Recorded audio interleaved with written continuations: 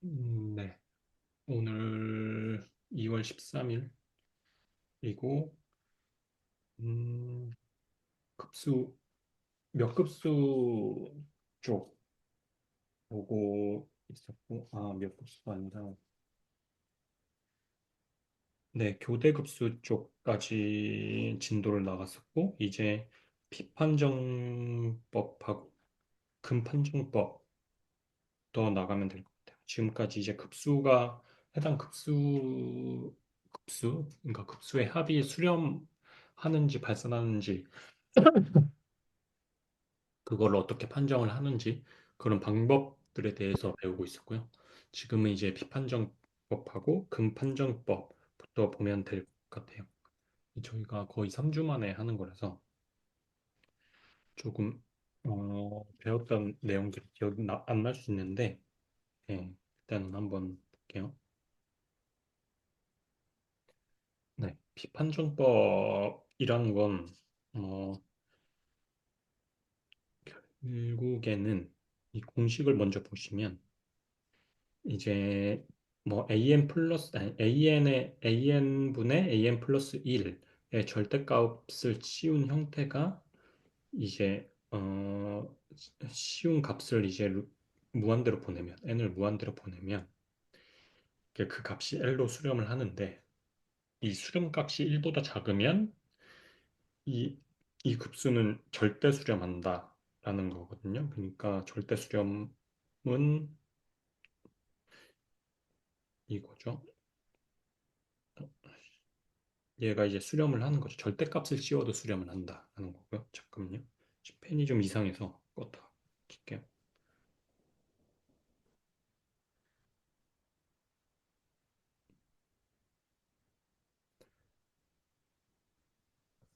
네,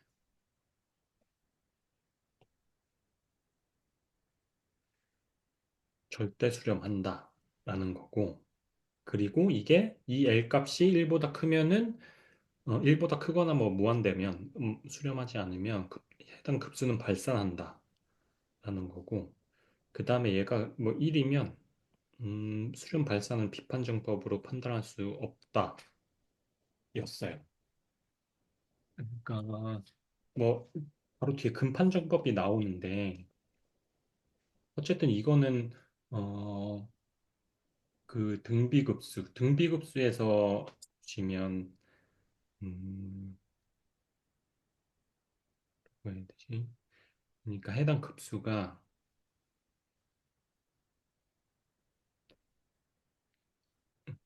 음,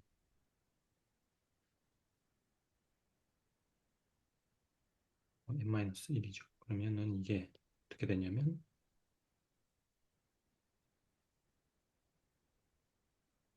뭐 A, R 이거잖아요. 이제 등비급수의 합. 이 등비급수가 수렴하기 위한 조건은 이제 R이 이거였잖아요. 그러니까 마이너스 1하고 1이 사이에 있을 때였잖아요. 그러니까 어떤 급수가 이렇게 매 항마다 특정 이제 공비가 곱해지는데, 이 공비가 뭔가 이 공비의 절대값이 1보다 작으면 해당 급수는 수렴한다는 게 이제 어떤 등비급수의 수렴성을 판별하는 음, 로직이었잖아요. 그거랑 비슷하다고 보시면 돼요. 그런 로직이 어디, 그래서 잘 생각을 해보시면, 음, 요거를 보면, 이제 n이 무한대로 갈 때, 이전 값과 그 다음 값에, 이전 항과 그 다음 항에 어떻게 보면 b를 구하는 거잖아요. 나누기를 취한 게. 근데 그게 1보다 작으면 사실, n이 무한대로 갔을 때, 1보다 작은 값이 공비로서 계속 곱해지고 있다는 그런 거거든요. 그런 면에서 어느 정도 관계가 있어요. 그래서 이 비판주법도 그 증명을 봤었는데, 증명을 보면 요런 어떤 로직이 이런 개념이 숨어 있거든요. 뒤에서 이제 금판정법을 볼 텐데 여기에 제가 증명을 써놨어요. 이걸 보시면 이것 거의 이런 논리와 비슷하게 뭔가 비판정법도 증명이 되는데 이걸 보시면 이게 왜 관련이 있는지 조금 쉽게 이해를 하실 수 있을 거예요.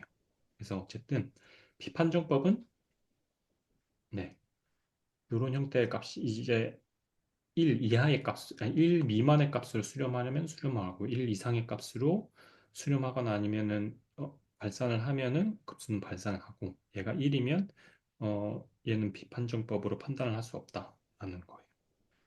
그리고 금판정법은 네, 금판정법은 저기서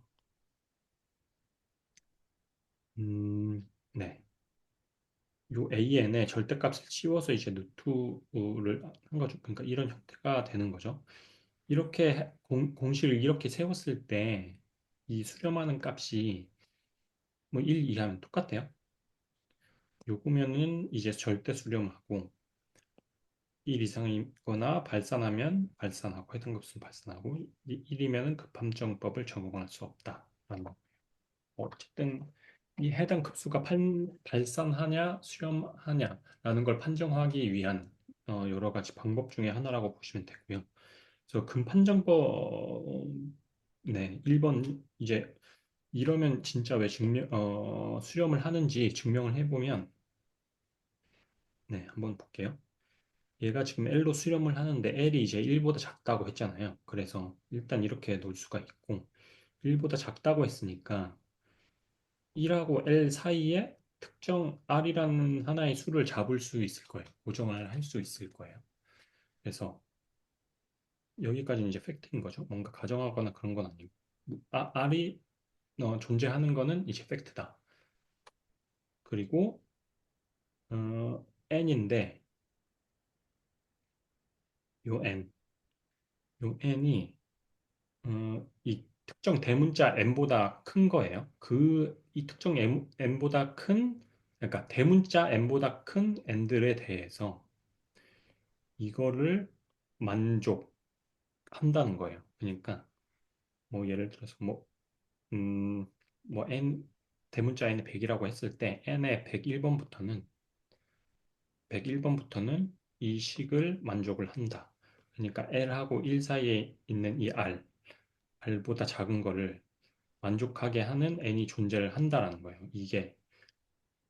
이거를 만족을 하면 왜냐면 어쨌든 R보다는 L이 작잖아요. 그러니까 얘의 극한값은 어쨌든 L로 끊임없이 가깝게 다가가고 있는 값이에요. 근데 그렇게 따지면 어쨌든 L하고 1 사이에 어떤 값이 있을 텐데, 그러니까 L보다 크고 큰 어떤 R이라는 값이 있을 텐데, N이 점점 커지면서 이 극한값이 음, R보다 작아지는 순간이 존재할 거라고요. 왜냐하면 어쨌든 N이 무한대로 커지면 커질수록 L에 가깝게 가는데 그 과정 속에서 R을 거치게 돼 있을 거잖아요. 네. 여기까지는 이해가 되시죠? 그러니까 무조건 R은 거치게 돼 있을 거예요. L로 수렴을 하는 과정에서 그보다 큰 R이 있으니 그 과정 속에서 R은 거치게 될 거예요. 그러니까 이런 가정이 가능하다는 거죠. 그러니까 특정이가 대문자 n을 잡을 텐데 요 n보다 큰 n에 대해서는 이 값이 r보다는 작게 하는 이제 특정 대문자 n을 우리가 잡을 수 있다라는 거거든요. 이해가 되시나요? 아니요, 잘 안 되고 있어요. 예를 들어서 뭐 L을 뭐 0.5라고 해볼게요. L을 0.5라고 해보고 R이 0.7이고 얘는 이제 이런 관계인 거죠. 여기가 이런 관계가 그러니까 1보다 R이 작고 R보다 L이 작은 관계예요. 근데 얘는 이제 n이 무한대로 갈 때 L에 수렴하는 값이에요. 0.5로 수렴하는 값인데 그러면 뭐 예를 들어서 n이 n이 100일 때 100일 때 얘의 값은 음, 뭐 0.8, 뭐 200일 때는 뭐 0.75, 뭐 쭉쭉쭉쭉쭉쭉 가서 한 어쨌든 0.5로 수렴을 해야 되니까 n이 뭐 1000이 됐을 때는 뭐 0.55 이런 식으로 갈 거잖아요. 얘의 극한값은 n이 커지면 커질수록 얘는 0.5로 수렴하는 값이에요. 근데 r은 0.7이에요. 그러면 n을 높이면 높일수록 뭔가 0.5로 가까이 갈 거라는 거죠. 그 과정 속에서 이 0.7을 딱, 그러니까 0.6999, 그러니까 0.7보다 작아지게 하는 n이 존재할 거잖아요. 네. 0.7보다 작아지게 하는. 네. n이. 제가 예로 든 요에는 뭐 결국 그 n이 뭐 200하고 1000 사이에 있겠죠. 네. 0.75에 있고 1000은 이제 0.5라고 한다면 뭐 그 값이 처음 0.7보다 작아지게 하는 값이 예를 들어서 뭐 800이라고 해볼게요. 그러니까 이 값을 대문자 n이라고 하는 거예요. 그러면 네. n이 800보다 큰 경우에서는 이 조건을 다 만족을 하게 될 거라고. 음, 네. 그러한 n을 우리가 임의로 잡을 수 있다. 아, 오케이. 네, 소수점보단 작은 라지 M. 네, 네네. 잡을 수 있다라는 거예요. 이런 식이 성립을 하고 이런 식이 있으면 요런 r을 우리가 잡는 게 가능하고 그리고 요렇게 만들어지게 하는 대문자 n을 우리가 특정 지을 수 있다. 고정을 할 수 있다. 여기 요 예에서는 800이라고 했지만 어느 상황에서든 이식만 있으면 이러한 것이 다 가능하다라는 그 논리가 제가 지금 말씀드린 거였고, 네. 네, 그게 이제 가능하니까 여기서 보면 그러면 네, 뭐 작거나 그러니까 뭐 크거나 같다, 뭐 크다, 뭐 이런 거는 의미 없어요. 어쨌든 특정 n 뭐 이상이거나 초과일 때는 이러한 값을 성립하게 하는 이 n을 우리가 잡을 수 있다라는 게 포인트고 그런 n에 대해서는 어, 네, 요게 성립한다고 했으니까 요거에 이제 n을 한 거죠. 그러면 이렇게 되는 거고 네, 그리고 그러면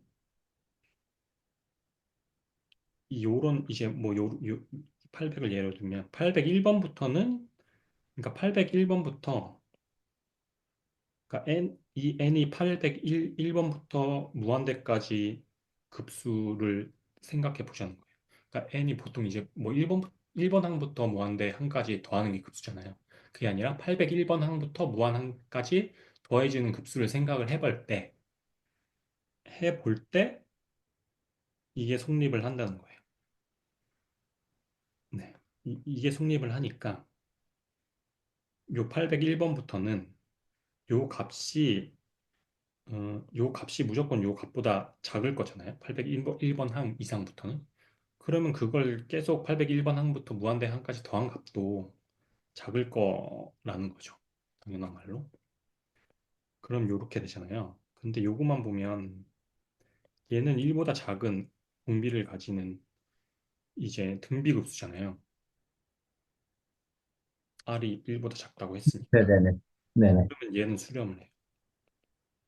등비급수의 합인데 공비가 1보다 작으니까. 그러므로 얘는 이제 절대 수렴을 하는 게 되는 거예요. 절대값을 씌운 게 수렴을 하니까. 그래서 얘가 절대 수렴한다라는 거거든요. 어쨌든 보시면 요게 나와요. 그 등비급수에. 그러니까 등비급수의 수렴성을 이용을 해서 증명을 하는 거예요. 그래서 비판정법도 비슷하거든요. 어쨌든 이제 증명을 해나가다 보면 이렇게 해당하는 이제 등비급수가 하나 튀어나오고 그 등비급수보다 작은 놈, 그러니까 이 조건을 만족하게 되면 등, 등- 그러니까 1보다 작은 등비를 가지는 등비급수의 합보다 이게 작아지게 되면서 얘가 절대 수렴한다고 말할 수 있게 되는 거거든요.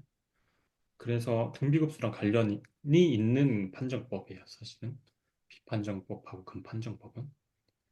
뭐 이거는 제가 증명을 안 봤는데 하여튼 뭐 이렇게 하면은 뭔가 제 생각에는 2번이 왜 2번을 어떻게 증명할 거냐 하면은 제 생각엔 뭐 거의 비슷한 로직으로 가다가 R이 1보다 크거나 같은 애는 이제 발산을 하니까 얘 R이 1보다 크거나 같은 공비를 가지는 등비급수보다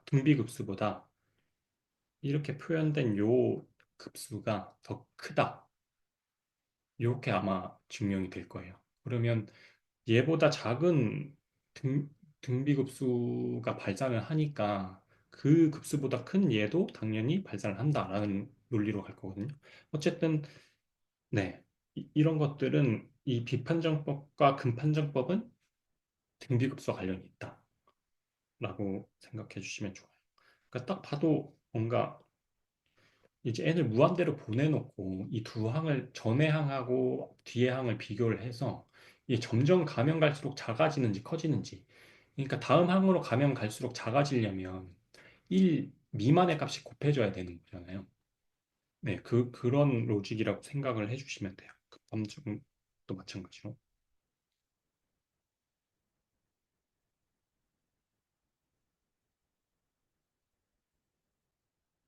네. 그래서 네, 급수 판정을 위한 전략인데 이거는 뭐 촉분 전략하고 비슷한 결의 내용일 것 같아요. 그러니까 이런 급수들이 있을 때 얘가 수렴하는지 발산하는지 어떤 전략을 써서 판정을 할 거냐라는 거고요. 그냥 한번 쭉 복습하는 개념으로 살펴보고 갈게요. 일단은 판정법을 이제 써라라는 거고 그냥 단순하게 A, AN에다가 AN에다가 네, 극한을 씌워가지고 얘가 0이 아니면 얘는 발산한다, 급수. 얘가 이제 뭐 간단하니까 일단 이걸로 발산하는지 판정을 해보고 얘가 이 P급수 형태이거나 이제 기하급수 형태, 공비가 있는 형태면 이런 형태일 때 이 P가 1보다 클 때만 수렴한다고 했었죠. 그리고 이 기하급수 같은 형태는 네, 이 공비에 대한 R의 절대값이 1보다 작을 때 수렴한다고 했습니다. 그리고 비교 판정법은 있는데 뭔가 주어진 급수가 뭐 이런 P급수 형태나 기하급수와 비슷한 형태일 경우에는 어, 뭐, 음, 뭐 똑같은 얘기예요. 그러니까 뭐 이런 형태일 경우에는 뭔가 음, 이 해당 급수보다 무조건 크게 이 해당 급수보다 큰 급수를 이제 만들고 큰 P급수나 큰 기하급수를 만들고 얘가 이제 발산을 하게 되면 아니지. 얘가 이제 수렴을 하게 되면 원래의 급수도 수렴을 한다. 이런 로직으로 비교를 하면서 뭔가 얘가 수렴하는지 발산하는지 판정을 하는 거고 반대로 우리가 판정하고자 하는 급수보다 작은 P급수 형태의 작은 급수를 P급수나 기하급수의 형태의 작은 급수를 만들고 그럼 얘가 발산함을 보이면서 우리가 원래 판정하고자 했던 급수가 발산함을 보이는 그러니까 작은 게 발산하니까 그것보다 큰 거는 당연히 발산하지 않겠느냐라는 논리로 그렇게 비교해서 판정을 해야 되는 거를 비교 판정법이라고 했었고 교대급수 판정법은 뭐 네. 이런 형태인 거죠. 그러니까 부호가 계속 바뀌는 거예요. 항이 증가할 때마다 부호가 계속 마이너스 플러스 바뀌는데 그거를 이제 일반화시키면 그 부호에 해당하는 부분을 이렇게 빼놓고 그러면 bn에 해당하는 부분은 양항급수가 되겠죠. 부호는 이제 따로 이렇게 빼놨으니까. 이런 형태로 교대급수는 바꿀 수가 있고 그럴 때 급수 판정법은 음, 일단 모든 n에서 bn 플러스 1이 bn보다 작아야 됐고 1번 2번은 리미트 n 무한 bn이 0으로 수렴을 해야 됐어. 이 두 가지 이 두 가지를 만족을 하면 수렴을 한다고 했어요. 저희 그때 막 좀 직관적으로 이해를 하고자 이런 그림 같은 걸로 뭔가 살펴본 기억이 있었죠. 네, 요거 모든 항에 대해서 bn이 작거나 같다. bn 플러스 1이 bn보다 작거나 같아야 되고 bn은 0으로 돼야 된다. 이거는 같다라는 거는 사실 뭐 계속 다 0일 수가 있으니까 이런 경우에도 마이너스 1에 n 붙여놓고 bn이 그냥 0인 경우죠. 그런 것도 수렴을 할 거잖아요. 네, 그것까지 이제 포함을 하는 형태로 같다라는 게 들어간 것 같아요. 어쨌든 이 두 가지 조건을 만족을 하면 수렴을 하게 된다. 저게 교대급수 판정법이었고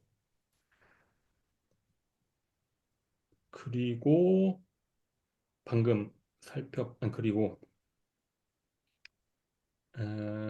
그 교대급수 판정법을 쓰거나 그냥 요런 형태가 됐을 때 어쨌든 요런 형태가 교대급수니까 bn만 딱 떼서 이 bn 이러한 급수가 수렴을 하는지 보는 거죠. 그럼 이런 급수가 수렴하면 얘는 이제 절대 수렴인 거죠. 왜냐면 음, 절대 수렴이란 게 이거잖아요. n이 1로 해서 이게 수렴을 하면 절대 수렴이라고 하잖아요. 그거 어쨌든 저 교대급수의 a는 뭐냐면 마이너스 1에 n에 bn인 거고 그러면 이제 이거는 부호는 날라가고 양수로 날라가고 그냥 이거거든요. bn은 양수니까 절대값 쓸 필요가 없고 그러면 이것만 딱 떼서 수렴하는지 보는 건 얘가 절대 수렴하는지 보는 거와 똑같다는 거예요. 그래서 얘가 수렴을 하면은 얘는 절대 수렴이기 때문에 절대 수렴하면 원래의 그 급수도 수렴한다라는 건 알고 있으니까 우리가 네, 그러니까요. 절대 수렴과 조건부 수렴이 있었고 절대 수렴이라는 거는 절대값을 씌워서 수렴하는 경우를 우리가 절대 수렴이라고 했었고 조건부 수렴인 같은 경우에는 절대값을 씌우면 발산하는데 원래의 급수는 수렴을 하면은 조건부 수렴이라고 했어요. 그래서 이게 그러니까 절대 수렴하면 왜 원래 급수가 수렴을 하냐면 당연히 이제 각항의 절대값을 씌운 거니까 원래 급수보다는 당연히 크거나 같을 거잖아요. 그쵸? 네. 그러니까 원래의 급수에 절대값을 다 씌워놓은 형태니까 그러면 절대값을 씌운 이 급수는 원래의 급수보다는 크거나 같을 거잖아요. 네. 그 크거나 같은 게 수렴을 하니까 그거보다 작은 원래의 급수도 수렴을 한다라는 논리예요. 그래서 어떤 급수가 절대 수렴하면 원래의 급수도 수렴을 한다라는 논리고 네. 그래서 요걸 수렴을 하는지 보고 요걸 수렴을 하면 얘는 원래 급수도 수렴을 하는 놈이구나 라고 판정을 할 수 있는 거였고 비판적법하고 급판적법은 방금 말씀드린 그 내용이었어요. 그리고 적분판적법은 좀 전에 배운 건데 네, 1부터 무한대까지 요 함수 형태로 바꾸고 얘가 이제 어떤 값으로 수렴을 할 때 그러면 얘는 이 급수는 수렴하게 되는 거였어요. 그러니까 요 값이 이제 음, 어쨌든 요 형태로 나타나는 형태가 이제 그렇게 많은 케이스는 아니겠죠. 그러니까 적분반적고 이 식으로 표현할 수 있는 경우에는 이걸 쓰는 게 편하다. 그냥 적분해버리면 되니까 라는 거예요. 네, 여기까지가 급수 판정을 위한 전략이었고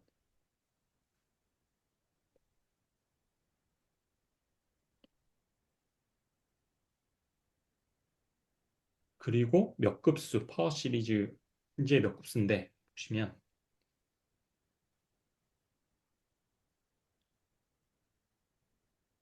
지금까지는 이제 그냥 급수, 일반적인 급수 형태를 살펴봤는데, 뭔가 각 항이 거듭 제곱 형태로 되어 있는 급수를 몇 급수라고 해요.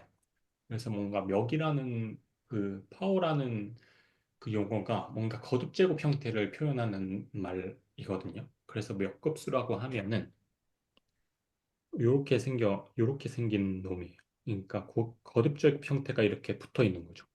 x의 n제곱으로 이렇게 붙어 있는 형태를 몇 급수라고 해요. 네.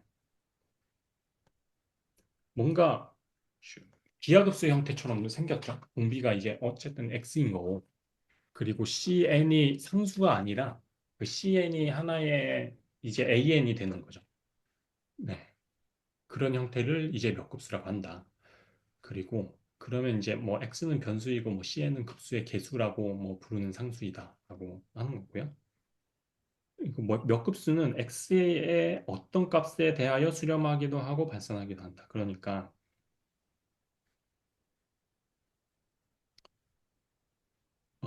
네. 그러니까 요 급수는 x가 뭐 예를 들어서 어떤 범위에 있을 때 이 급수는 수렴을 하지만 x가 어떤 범위에서 벗어나면 얘는 발산할 수도 있다라는 거예요. 그런 성질을 갖고 당연하겠죠. x가 어떤 값이냐에 따라서 이 급수가 수렴하거나 발산할 수도 있다라는 거예요. 그냥. 네. 아니면 모든 실수 범위의 x에서 수렴을 하는 급수 형태도 있을 거고,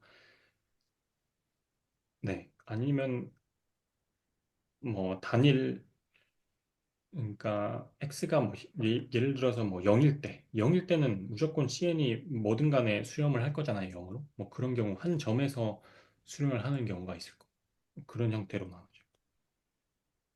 그 CN이 급수의 개수라고 하는 거는 그러면은 CN은 뭔가 이제 규칙이 없다는 뜻인 거죠. 아니요, 규칙이 있어요. CN에도 규칙이 있는 거예요. 네. 그러니까 CN도 똑같은 그 급수처럼 AN이고 네네, an이라고 보시면 돼요. CN이 또 하나의 네, 등비로 쭉 올라가는 거고. 아, 네네, 알겠습니다. 네.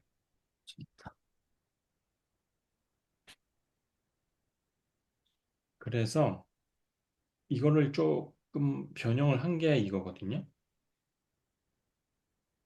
어쨌든 이제 x가 공비가 x에서 조금 복잡한 형태로 x-a 형태로 바뀐 거예요.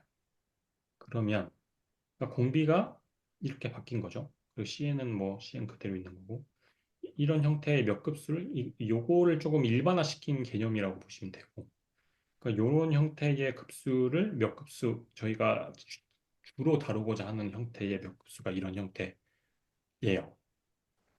네. 이거를 이제 x-a의 몇 급수 또는 a를 중심으로 한 몇 급수라고 부르고 뭐 이런 식으로 부른다라는 거고. 그러니까 이런 급수는 n이 0인 그러니까 이런 급수는 이제 요 n이 0일 때는 사실은 음, n이 0인 한일 때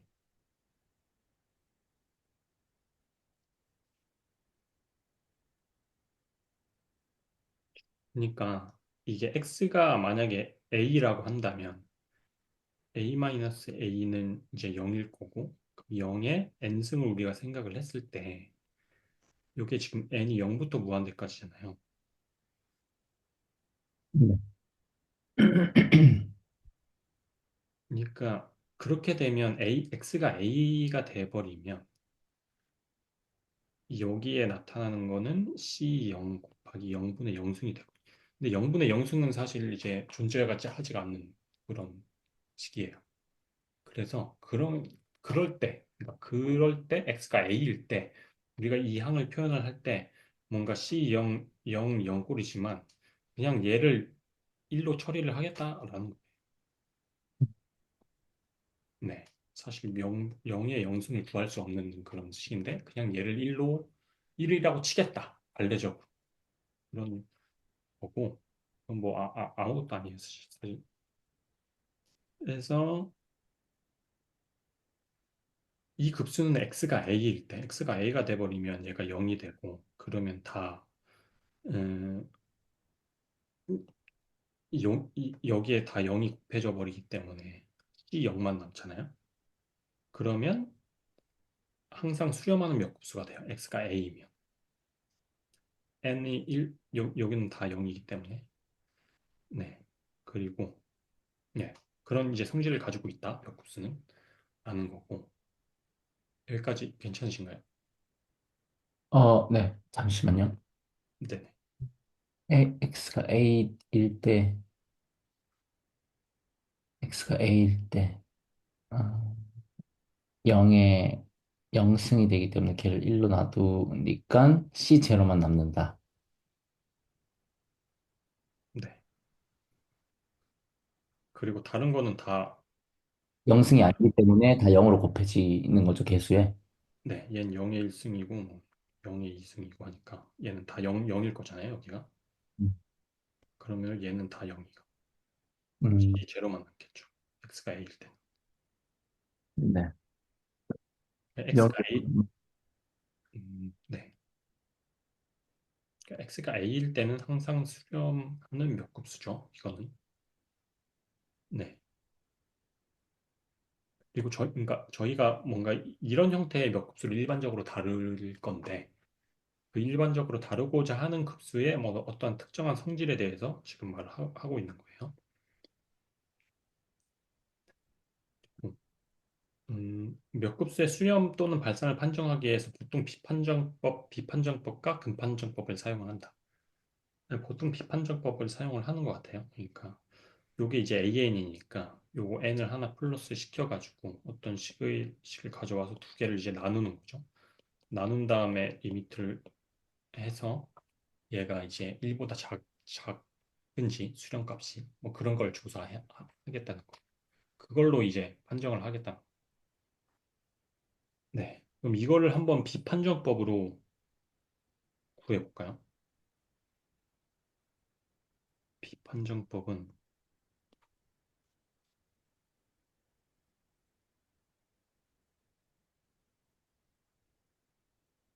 뭐일까?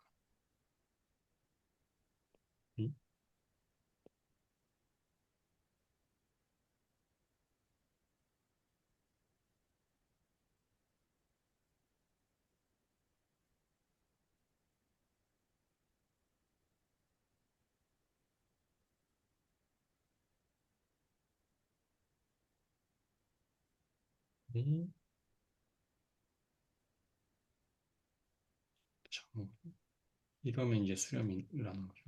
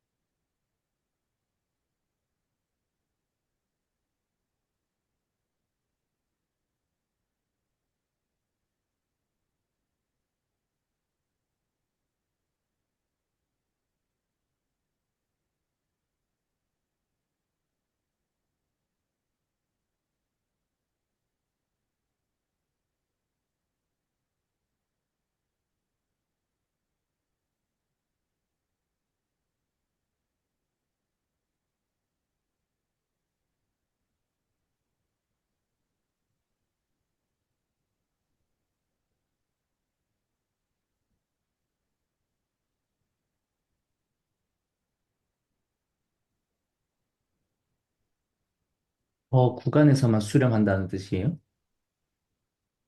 네, 요게 어떤 x 값에 대해서 이 급수가 수렴을 하느냐, 이 몇 급수가 수렴하느냐는 거고, 아, 문제를 다 안 읽었구나. 네, 한번 볼까요? 그러니까 이제 비판정법을 쓰려면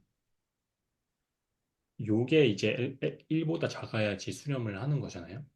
그래서 요 식을 일단은 세워야 돼요. 그러니까 이게 an이고 an이니까 an 플러스 1을 식을 세워서 요 식을 만들어 놓고 극한값을 먹이는 거죠.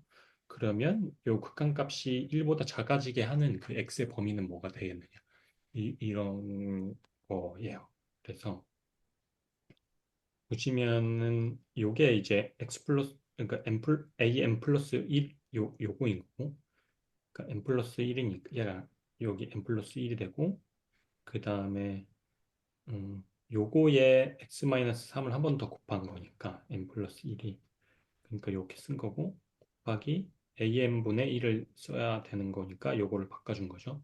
요거 이렇게 바꿔주면 그럼 요거 지워지고 뭐 이런 식으로 나타날 수 있다. 그러면 요게 이제 an분의 an 플러스 1이니까 요거의 절대값 씌워서 극한을 보내보자는 거죠. 그러면 이제 어쨌든 n에 대한 극한이니까 요것만 생각을 하면 되잖아요. 얘는 상수니까 여기 앞으로 빠질 수 있고 그 절대값이라고 하지만 n이 무한대로 갈 때에 뭔가 분수 형태이기 때문에 얘는 양수일 거니까 절대값 안 씌워도 되고 그래서 얘가 이렇게 빠지면 얘는 이제 분모 분자를 n으로 나눠져 버리면 1이잖아요. 극한값이. 그러니까 얘 1 결국 곱하기 1이 될 거예요. 그러면 요 값이 1보다 작아져야 되는 거예요. 근데, 저기, 방금 하나 놓쳤는데, 네. n 플러스 1분의 n이 절대값을 벗어날 수 있는 이유가 뭐라고 하셨죠? 극한값이니까 n이 마이너스 값이 아니라 n이 어쨌든 무한대로 음. 가잖아요. 그럼 아, 얘도 양수고 얘도 양수일 거니까 얘는 어차피 양수라 그러니까 음, 절대값은 필요가 없다. 씌워줄 필요가 없는 거죠. 그래서 여기만 씌워줘도 된다. 그래서 이렇게 했고 얘는 상수니까 보내고 결국 이렇게 되는데 요게 1보다 작아야 된다. 라고 쭉쭉 해주면 이제 이런 범위 나. 그러니까 요 범위 x가 요 범위 내에서는 얘가 이 급수는 수렴을 한다. 네. 보통 이런 식으로 뭔가 좀 뭐 판정법을 많이 사용하더라고요. 몇 급수의 수렴성을 판단하기 위해서는 그렇고. 그래서 보시면 이 몇 급수는 다음 이제 세 가지 경우만 가능해요. x가 a일 때만 수렴한다. 당연히 이게 위에서 봤죠. x가 a일 때 수렴하고 그 모든 x에 대해서 수렴을 한다. 그러니까 이런 식으로 구했는데 x의 범위가 그냥 마이너스 무한대부터 무한대가 나올 수 있을 거잖아요. 그런 이제 급수인 경우. 그런 급수인 경우에는 모든 x에 대해서 수렴을 하는 거죠. 이게 그리고 3번 같은 경우 이제 적당한 이제 r이 나오게 돼서 어떤 구간에 대해서만 수렴을 한다라는 경우 이 세 가지 경우밖에 없다는 거예요. 수렴 안 할 수는 없어요. 왜냐면 이런 식으로 몇 급수가 이런 형태라면 x가 a일 때는 무조건 수렴을 하기 때문에. 네. 그래서 이 세 가지 형태 중에 하나다. 모든 x에 대해서 수렴하거나 어떤 특정 구간의 x에 대해서 수렴하거나 x는 a일 때에만 수렴을 하고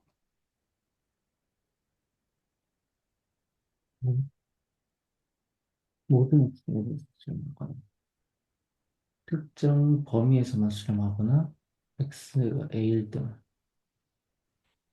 네. 네. 네.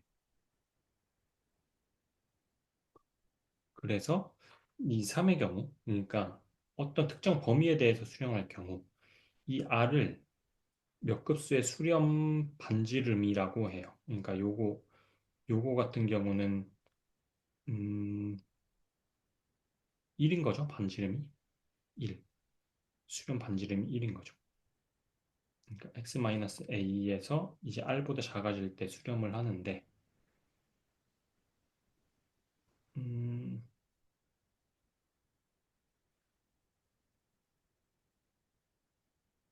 네네네. 이런 경우, 그러니까 요 경우엔 수렴 반지름이 r인 거고, 네, 네 맞아요. 이거를 이제 수렴 반지름이라고 하고, 1의 경우, 그러니까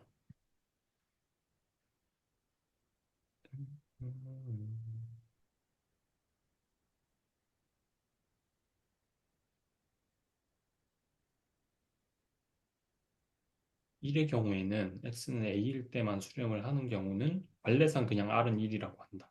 그건 그냥 뭐 정의인 것 같아요. 뭔가 어떤 의미나 이런 거는 뭐 없을 것 같고 일단 정의니까 그렇게 관례상 이렇게 한다고 하니까 넘어가면 될 것 같아요. 2의 경우는 당연히 r은 무한대.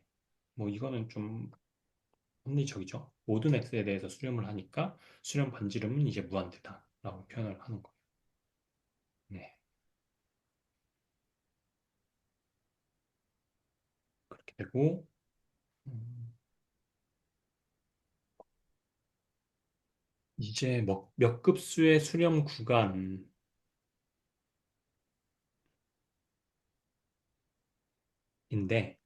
그러니까 이러한 몇 급수들이 있는 거죠. 이렇게 생긴 몇 급수도 있고, 그래서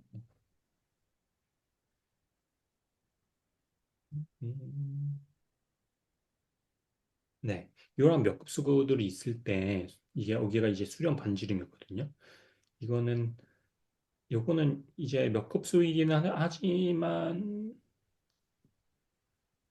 기하급수인 거죠. 기하급수인 동시에 몇 급수이고 CN이 그냥 1인 형태의 몇 급수라고 생각하면 될 것 같아요.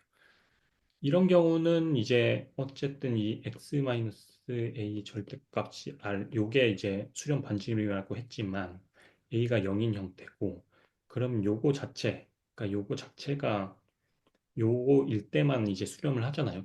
기하급수. 요게 공비니까. 그런 경우니까 이거는 이제 r이 1이라고 표현을 하는 거죠. 실제 수렴 구간은 x가 요 범위일 때 수렴을 하는 거고 이거는 앞에서 건가요? 본 거죠. 이 경우 이제 저희가 구해봤죠. 근데 이거를 정확하게 구하려면 저희가 지금은 이 관계식만 나왔잖아요. x가 2하고 4 사이에 있을 땐 수렴하는 거. 그러면 2일 때, 4일 때는 얘가 수렴을 하느냐, 라는 거예요. 그건 직접 넣어봐야 돼요. 음. 그래서 넣어보면 얘가 일단은 x가 2라고 해보면 아,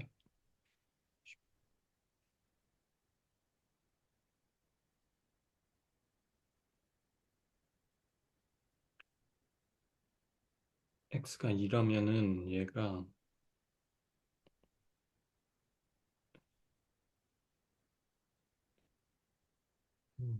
이게 고대급수 형태인 거죠? 맞죠? 네. 얘는 이제 교대급수니까 bn이 bn이 이제 n 플러스 1인 거잖아요. 그러면 얘는 리미트 먹이면 얘는 0으로 가고 그 다음에 이제 무조건 bn 플러스 1이 bn보다는 작을 거잖아요. 그러니까 얘는 교대급수 판정법으로 수렴을 해요. x가 1일 때. 근데 4일 때는 4일 때는 n분의 1이죠, 그냥. 그럼 얘는 P급수니까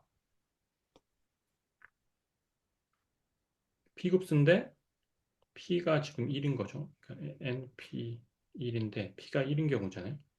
그러면 P급수는 P가 1보다 커야지만 수렴을 하니까 얘는 발산. 그러니까 요 끝점 같은 경우는 직접 넣어봐야 된다. 하는 거예요. 어쨌든 네, 이렇게 됐고 여기 팩토리얼 형태로 돼 있는 거 사실 저거는 비판정법을 쓰면 쉽게 풀릴 거거든요. 왜냐면 an이 지금 n 팩토리얼 xn이고 그럼 an 플러스 1은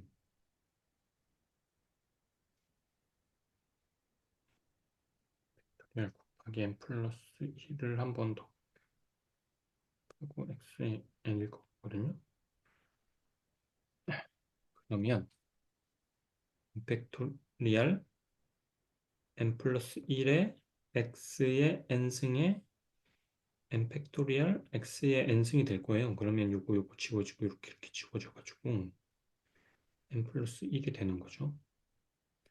요게 x는 한 번 더 안 곱해져요? x 곱해 이렇게 되는 거죠. 이니까 그러면 n이 무한대로 갔을 때 n 플러스 1에 x인데 뭐 x는 상수니까 그러면 얘는 저기 발산하잖아요. 그렇죠? 그래서 0이에요. 그 출현 반지름 0이고 네 이거는 뭐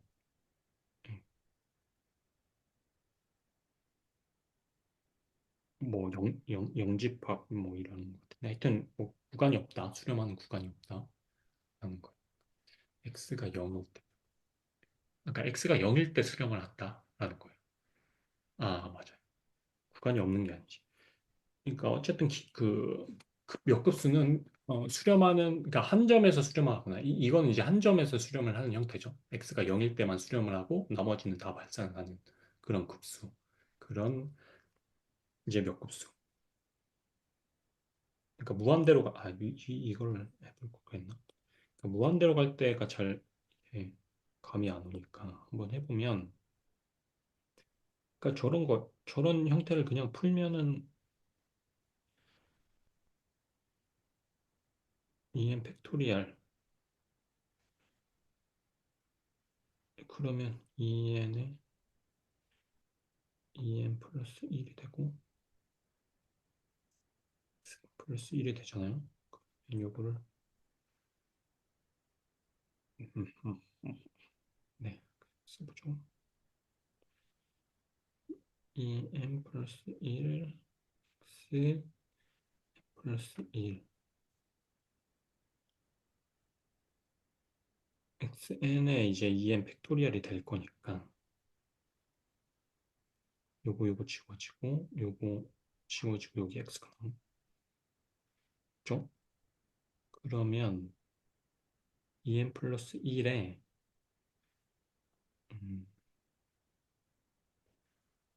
x en 플러스 1분의 1 이런 형태가 되죠? 그러면 이제 요거를 리미트를 걸어버리면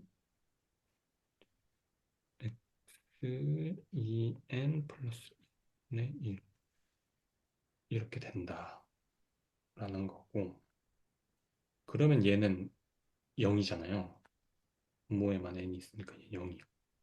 그러니까 x의 값에 관계없이 얘는 그냥 수렴하게 되는 거죠. x는 상수니까. 이런 형태를 네, 모든 x의 범위에 대해서 수렴을 하는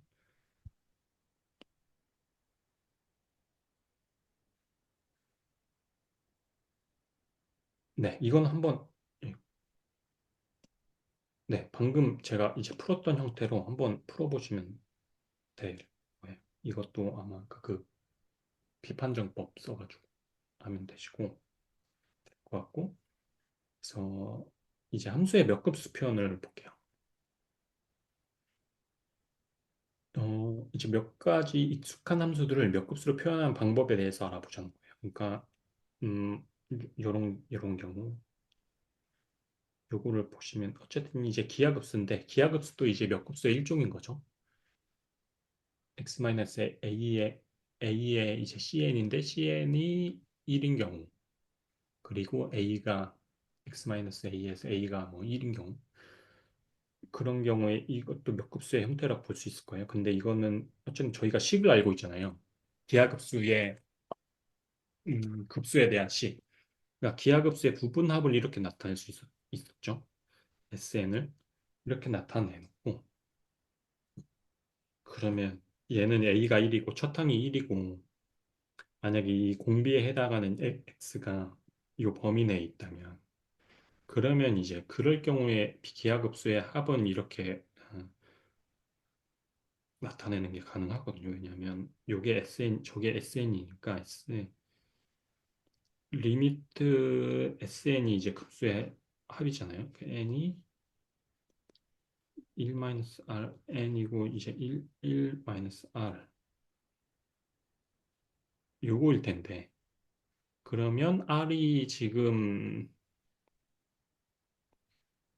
이거일 경우에는 얘가 이제 0이 되고 얘가 이제 0이고 0이니까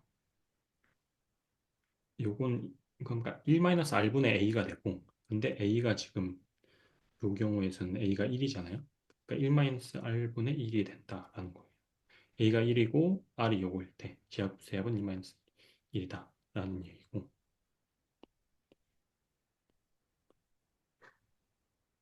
그러니까 이때 R을 X라고 하면 그냥 요런 함수라는 거죠. 그러니까 요 함수를 이렇게 표현을 할 수 있다는 거예요. 그러니까 저희가 지금 급수의 합을 쭉쭉쭉 구하니까 요게 나왔잖아요. 근데 그냥 R을 X로 바꿔놓고 보면 요 fx를 요런 합으로 표현을 할 수 있다라는 논리가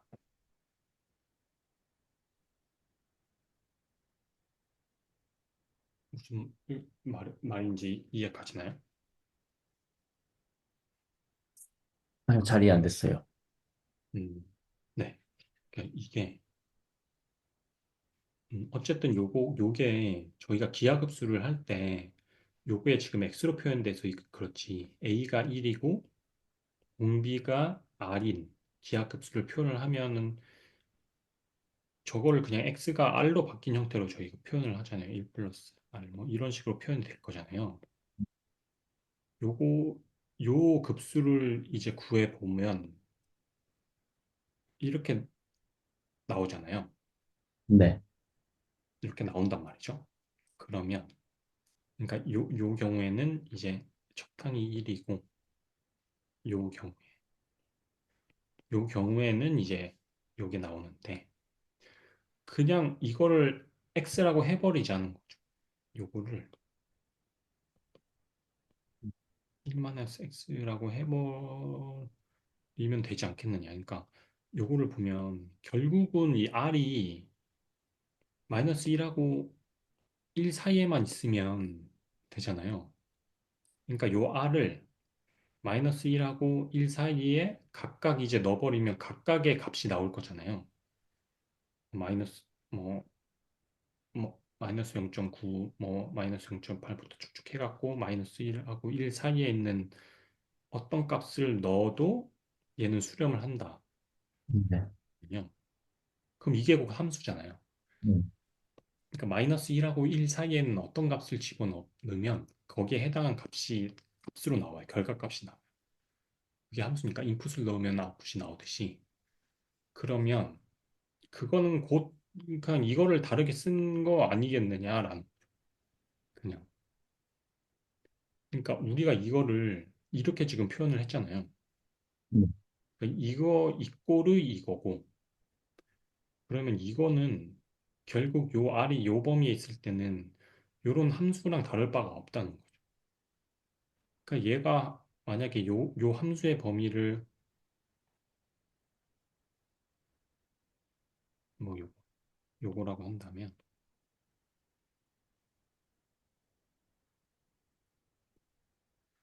네. 요 fx가 말하는 거는 결국 그러니까 마이너스 1하고 1 사이에는 x를 집어넣었을 때 요 식을 통해서 나오는 결과값일 거잖아요. 이 fx가. 그게 이 함수의 어떻게 보면 제가 말로 풀어서 설명한 건데 그거나 여기서 r이 지금 이 기하급수를 구해 봤을 때 이런 형태의 어떤 다항식처럼 보이죠. 끝없이 더해진 이제 다항식 형태의 결과값을 구해놓고 보니 이렇게 됐더라. 근데 이렇게 되는 경우는 이제 r의 범위가 마이너스 1부터 1이더라. 그러면 r이 마이너스 1에서 1 사이에 있는 이렇게 나타내지는 그런 급수의 경우는 이렇게 표현할 수 있을 거잖아요. 네. 그러면 결국 여기서 표현된 이 fx랑 얘랑 다를 바가 없다는 거.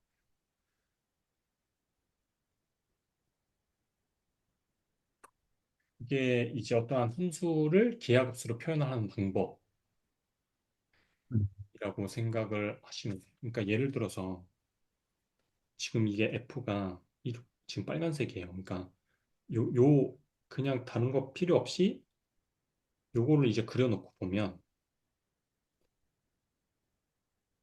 빨간색이 네.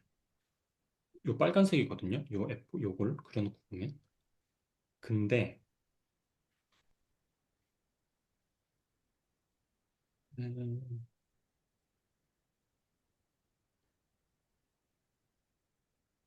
근데 요 기하급수를 어, 더해보면 그러니까 여기서 하고 싶은 말은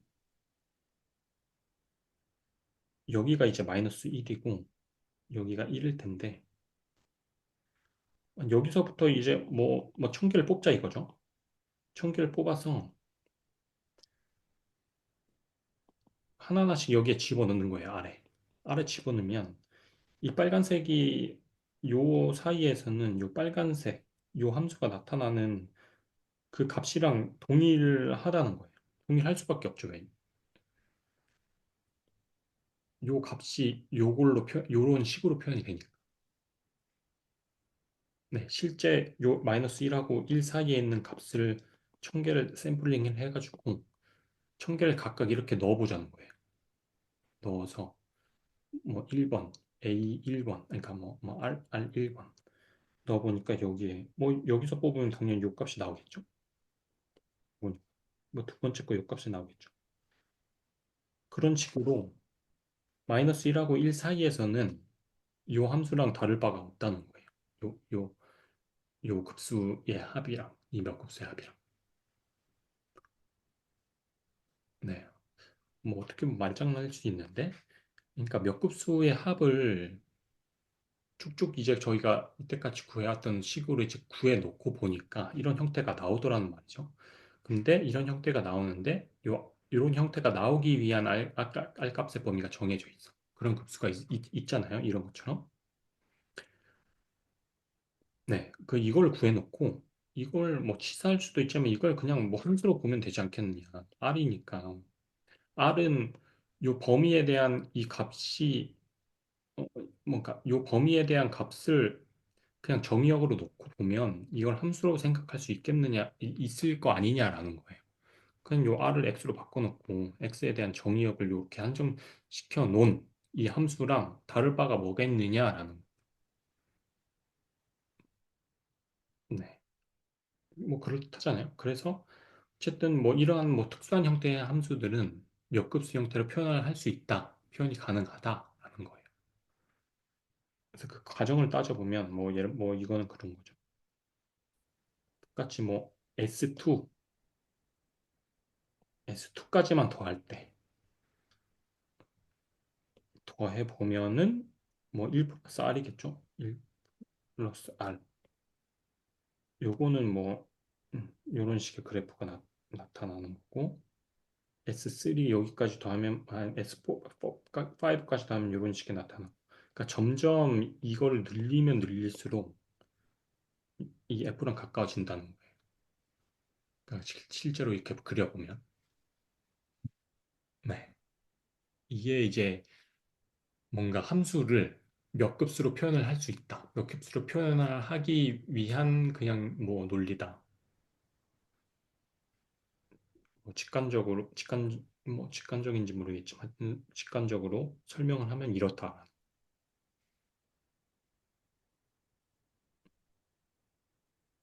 네, 이거는 그냥 읽어보시면 될 거고.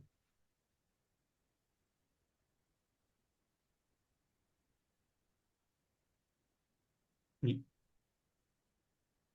이거 풀어볼까요? 이거를 몇 급수의 표현, 그러니까 R로 표현을 하라는 거예요. 지금 저게 1, 1-1, 이 꼴이잖아요. 지금. 그러면 저 식을 1 마이너스 이렇게 표현을 하면 이제 얘는 이제 R이 마이너스 X 제곱이 되는 거죠. 네, 이거를 몇 급수로 표현을 하면은 아, 이렇게 되는 거고 그러면 A가 1이고 R이 마이너스 X 제곱인 그러한 기하급수를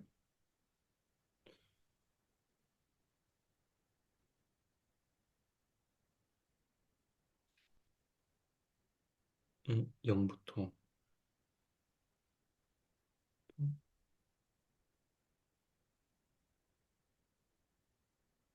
이 n인 거죠. n인데 음, 음,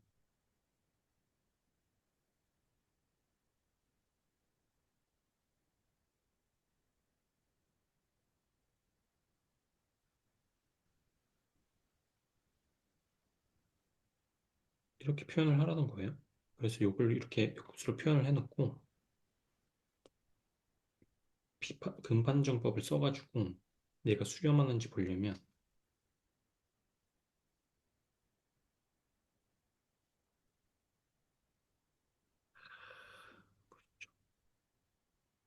그러면 요거를 그러니까 마이너스 1이 있으니까 그냥 절대값을 이렇게 씌워줘. 이렇게 구해보자는 거죠. 그러면 아, 상관없는데 이렇게 절대값 씌우면 마이너스 1 날라가니까 뭐 결국 그냥 an 플러스 1부터 적으면 x 2 n에다가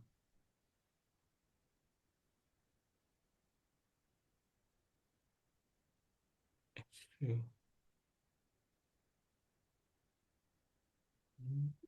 이게 이렇게 되나요?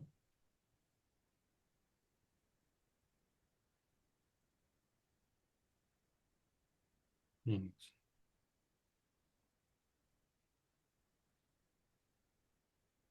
수렴 구간 모든 수렴 구간인가?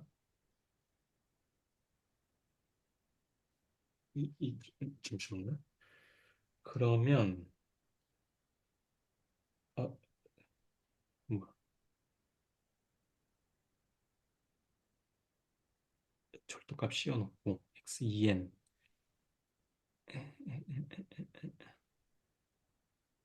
x2n x2n 플러스 1 2n 플러스 1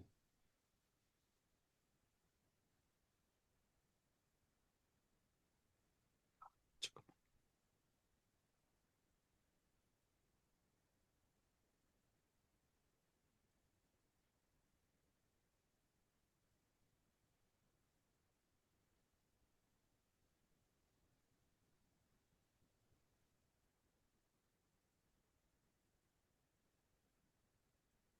가 되겠죠.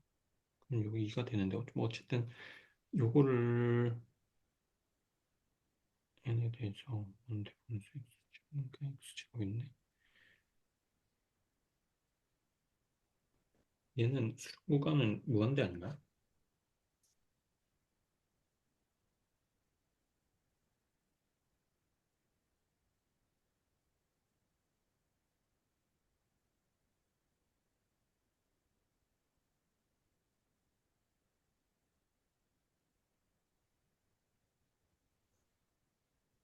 했는데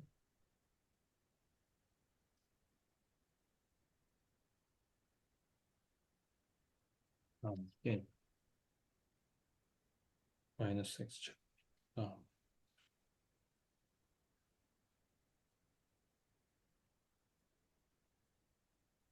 마이너스 1에 n x의 2n 마이너스 1에 n x의 2n을 구하면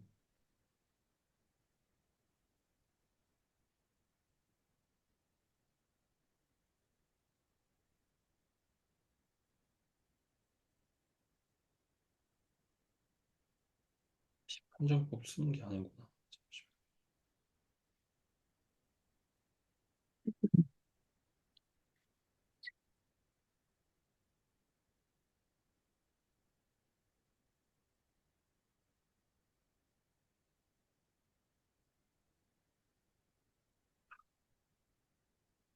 이거는 이렇게 보네요. 그러니까 교대로 쓰니까 교대로 쓰고 2n이 x 2n이고 그러면 리미트 bn이 0이 되기 위해서는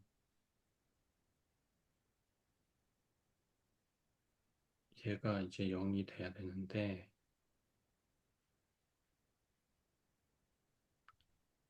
얘 결국 n이니까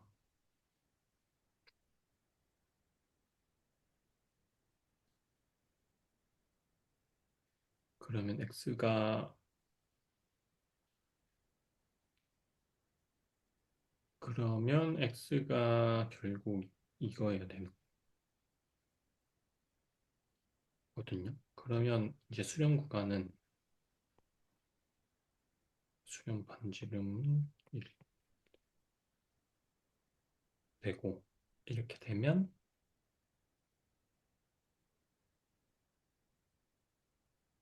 bn 플러스 1이 bn보다 작아진다.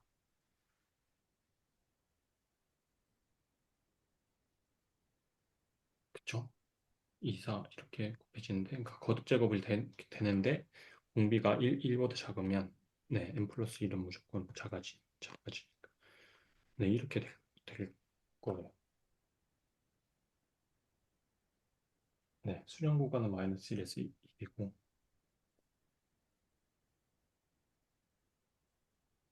네, 그렇습니다. 어쨌든 뭐 몇 급수 표현을 어떻게 하느냐라는 거죠. 그러니까 어쨌든 기본 뭐 셋이라고 해야 되나? 이거예요. 그러니까 기하급수 형태에서부터 파생시켜서 이렇게 몇 급수 표현을 바꿀 수 있다라는 거예요. 그러니까 기본 형태가 이렇게 돼 있으니까 저희가 R을 그러니까 요 형태로 맞춰야 될 거잖아요. 공비에 해당하는 거를. 그래서 이거를 이렇게 맞춰 놓고 R이 마이너스 X 제곱이 되는 거죠. 네, 그렇게 되면 여기서 위에서 했던 논리들을 우리가 적용을 할 수 있으니까 어쨌든 이런 형태의 것들은 이렇게 표현될 수 있는 것들은 이렇게 표현될 수 있는 함수들은 다 몇 급수 형태로 바꿔서 표현할 수 있다라는 거예요. 네, 하나만 더 해볼까?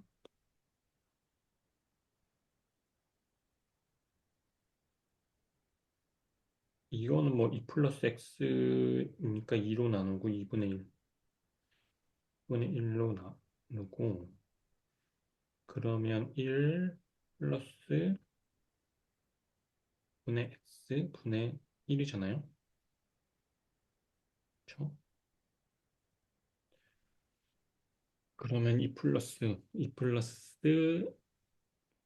플러스 1이니까 그럼 이렇게 표현이 가능하고 이거는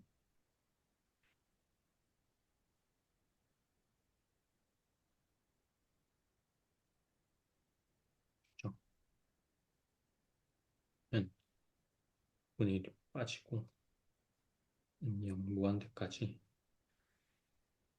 a가 1이고 공비가 2분의 x 분의 x 이런 형태가 되겠죠? 그러면 플러스 0 무한대 뭐 2분의 n인데 뭐 이런 형태가 될 것 같은데요?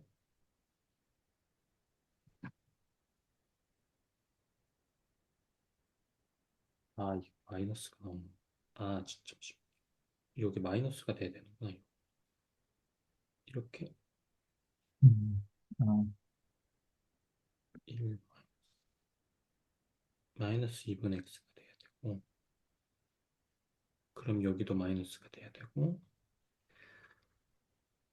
그러면 또 마이너스 1에 음? 맞죠? 마이너스 왜 마이너스 1이 됐어요? 마이너스 1만 앞으로 뺐는데 마이너스 2분의 1 뺄까? 2분의 1 그리고 x의 n승 이렇게 뺄 수 있고 여기 앞에 2분의 1 곱해졌는 이런 형태가 되는데 이거는 좀 못생겼는데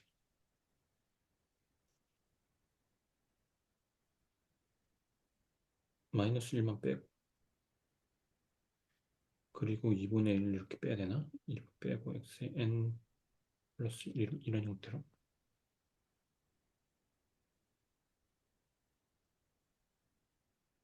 음. 맞네요. 이게 지금 답이 이렇게 나와 있는데 2분의 2분의 1은 안으로 넣어서 n 플러스 1을 쓴 거죠? 어, 요게 이제 앞으로 오면서 네. 원래 요거를 분리를 하면 그러니까 마이너스 1하고 2분의 1하고 x를 다 분리를 해서 n을 분배를 할 수 있잖아요. 그럼 마이너스 1은 이렇게 빠지는 거고 2분의 마이너스 2, 네, 2분의 1은 2분의 1의 n승이 되는데 앞에 2분의 1 하나 있으니까 n 플러스 1이 된 거고 xn은 그냥 xn 이렇게 된 거거든요. 그러면 네. 그래서 정리를 하면 2의 n 플러스 1 마이너스 1의 n승 x의 n승 이렇게 돼. 네, 어쨌든 네, 이렇게 지금 네, 돼 있어요. 이렇게 나타날 수 있다. 그러니까 뭐 어쨌든 이런 형태는 네, 그러니까 기하급수의 이런 형태들, 이런 형태는 이제 요 형태로 바꿔가지고 분비를 이제 모듈로 들고 그런 형태로 바꿔서 이런 함수는 몇 급수의 형태로 바꿀 수 있다라는 게 키가 되겠죠. 네, 일단 여기까지인 것 같아요.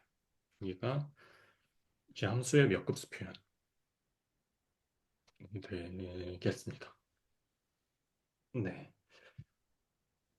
네, 여기까지 오늘 여기까지 할까요? 혹시 뭐 하실 콘텐츠나 궁금하신 거 있으실까요? 아니요, 없습니다. 네, 그럼 오늘 여기까지 하도록 하겠습니다. 수고하셨습니다. 없습니다.